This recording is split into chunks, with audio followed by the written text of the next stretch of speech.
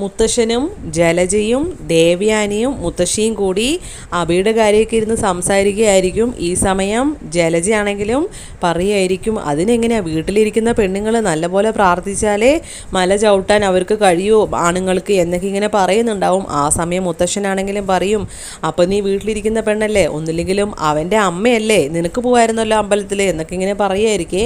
എന്നിട്ട് പിന്നെ മുത്തശ്ശനാണെങ്കിലും പറയും, ആരെ പറഞ്ഞിട്ടും കാര്യമില്ല, അവനെ വേണ്ടവെന്നും വളർത്താത്തത് നിൻ്റെ തെറ്റാണ്, എല്ലാം നീ ചെയ്തുകൊണ്ടാണ് അവൻ ഇങ്ങനെ ആയത് എന്നൊക്കെ പറഞ്ഞ് ജലജി ഇങ്ങനെ കുറ്റം പറയുമായിരിക്കും. ആ സമയമായിരിക്കും അയ്യപ്പസ്വാമിമാർ വരുന്നത്. അപ്പോൾ മുത്തശ്ശനാണെങ്കിലും പറയുന്നുണ്ട്, അയ്യപ്പസ്വാമിമാർ എത്തിയല്ലോ എന്നിങ്ങനെ പറയുമായിരിക്കേ. അപ്പോൾ എല്ലാവരും വരുന്ന സമയത്ത് മുത്തശ്ശനാണെങ്കിലും പറയുന്നുണ്ട്, എങ്ങനെയുണ്ട്, യാത്രയൊക്കെ സുഖമായിരുന്നോ, എല്ലാം ചോദിക്കുന്നുണ്ടാവും. അപ്പോൾ അബിയുടെ കാര്യം പിന്നെ അറിയാലോ. അപ്പോൾ മുത്തശ്ശനാണെങ്കിലും പറയുമായിരിക്കും, നീ ഒരു വ്രതം പോലും മര്യാദയ്ക്ക് എടുത്തില്ലല്ലോ, അങ്ങനെയൊക്കെ എടുത്തതായിരുന്നെങ്കിൽ നിനക്കും ശരിക്കും അയ്യപ്പസ്വാമിയെ കാണാൻ പറ്റുമായിരുന്നു എന്നൊക്കെ ഇങ്ങനെ പറയുമായിരിക്കേ. അതിനുശേഷം ദേവയാനി ആണെങ്കിലും പറയുമായിരിക്കും, എല്ലാവരും കുളിച്ചിട്ട് വന്നു കഴിഞ്ഞാൽ ഭക്ഷണം റെഡിയാക്കി വെച്ചിട്ടുണ്ട്, ഭക്ഷണം കഴിക്കുക എന്നൊക്കെ ഇങ്ങനെ പറയുമായിരിക്കേ.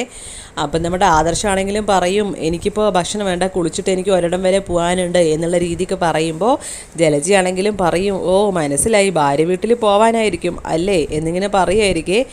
അപ്പോൾ മുത്തശ്ശനാണെങ്കിലും പറയുമായിരിക്കും, അതിന് ഭാര്യ വീട്ടിൽ പോകുന്നതിൽ എന്താ തെറ്റ്, അവർക്കും പ്രസാദമൊക്കെ കൊടുക്കണ്ടേ എന്നിങ്ങനെ പറയുമായിരിക്കും. ഈ സമയം നമ്മുടെ ദേവയാനി ആണെങ്കിലും ഒന്നും മിണ്ടുന്നൊന്നും ഉണ്ടാവില്ല. എന്നിട്ട് പിന്നെ ആദർശമാണെങ്കിലും മോളിലേക്ക് പോകുമായിരിക്കും. ഈ സമയമാണ് ജാനകി വരുന്നത്. എന്നിട്ട് പിന്നെ അനിയെടുത്ത് ചോദിക്കുകയായിരിക്കും, എന്തായി, അനാമിക മോള് വിളിച്ചായിരുന്നോ എന്നിങ്ങനെ ചോദിക്കുമ്പോൾ അനിയാണെങ്കിലും പറയുമായിരിക്കും, ഓ വിളിച്ചായിരുന്നു, ഇടയ്ക്കിടയ്ക്ക് വിളിച്ചായിരുന്നു, എൻ്റെ അടുത്ത് അയ്യപ്പസ്വാമിയും ചോദിച്ചു, സ്വാമി അനാമിക ഫോണ് വിളിച്ചായിരുന്നോന്ന് എന്ന് ആക്കുന്ന രീതിക്ക് നല്ല കണക്കിന് ജാനകിക്ക് ഇട്ട് കൊടുക്കുകയായിരിക്കും കേട്ടോ നമ്മുടെ അനി. എന്നിട്ട് പിന്നെ എല്ലാവരും മോളിലേക്ക് പോയി ഫ്രഷ് ആവാനൊക്കെ ആയിട്ട് ചെല്ലുമായിരിക്കും. ഈ സമയം ദേവാനിയെടുത്ത് നമ്മുടെ ജലജയാണെങ്കിലും ഒന്ന് കുത്തി കൊടുക്കുന്ന രീതിക്ക് പറയുന്നുണ്ട്, എന്താണ് ആദർശ് ഇങ്ങനെ ചെയ്യുന്നത്, വന്ന ഉടനെ തന്നെ ഭാര്യ വീട്ടിൽ പോകാൻ തിടക്കമായി അവന് എന്നൊക്കെ ഇങ്ങനെ പറയുമ്പോൾ ദേവയാനി അത്ര അത് അങ്ങോട്ട് കാര്യമാക്കുന്നുണ്ടാവില്ല. എനിക്ക് തന്നെ അറിയില്ല അവൻ്റെ മനസ്സെന്താന്ന് എന്നുള്ള രീതിക്ക് പറഞ്ഞിട്ട് ദേവയാനി അത്രേ പറയുന്നുള്ളൂ കേട്ടോ, കൂടുതലൊന്നും സംസാരിക്കുന്നുണ്ടാവില്ല. അങ്ങനെ കുളിയെല്ലാം കഴിഞ്ഞ് ഫ്രഷായിട്ട് ആദർശ് നയനയുടെ അടുത്ത് ചെല്ലുമായിരിക്കും. അപ്പോൾ നയനയ്ക്കാണെങ്കിൽ ആദർശിനെ കാണുമ്പോൾ ഭയങ്കര സന്തോഷമായിരിക്കും. എന്നിട്ട് പിന്നെ അമ്മയെ ഇതാ ആദർശേട്ടൻ വന്നു എന്ന് പറയുമ്പോൾ കനകയും അതുപോലെ തന്നെ ഗോവിന്ദനും അങ്ങോട്ട് വരികയായിരിക്കും. എന്നിട്ട് പിന്നെ പ്രസാദമൊക്കെ കൊടുക്കുന്നുണ്ടാവേ. എന്നിട്ട് പിന്നെ ആദർശും നയനയും അവരുടെ റൂമിലേക്ക് തന്നെ ചെല്ലുമായിരിക്കും. എന്നിട്ട് പിന്നെ നയനയെ ഒന്ന് ഹഗ് ചെയ്തുകൊണ്ട് ആദർശാണെങ്കിലും പറയുമായിരിക്കും, ഇനി എൻ്റെ വ്രതം കഴിഞ്ഞു, ഇനി എനിക്ക് എൻ്റെ ഭാര്യയെ ഒരു പേടിയില്ലാതെ എനിക്കിനിയിപ്പോൾ സ്വാതന്ത്ര്യത്തോടു കൂടി തന്നെ ഒന്ന് ടച്ച് ചെയ്യാലോ എന്ന് പറഞ്ഞിട്ടായിരിക്കും കേട്ടോ ഹഗ് ചെയ്യുന്നത്.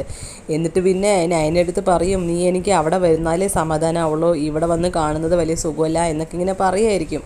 അപ്പോൾ നയനയാണെങ്കിലും ഉറച്ച തീരുമാനമായിരിക്കും, അമ്മായിമ്മ വന്നിട്ടേ അമ്മ വന്ന് വിളിച്ചിട്ടേ ഞാൻ അങ്ങോട്ടേക്ക് ചെല്ലും എന്നിങ്ങനെ ഉറച്ച തീരുമാനത്തിൽ തന്നെ നിൽക്കുമായിരിക്കും കേട്ടോ.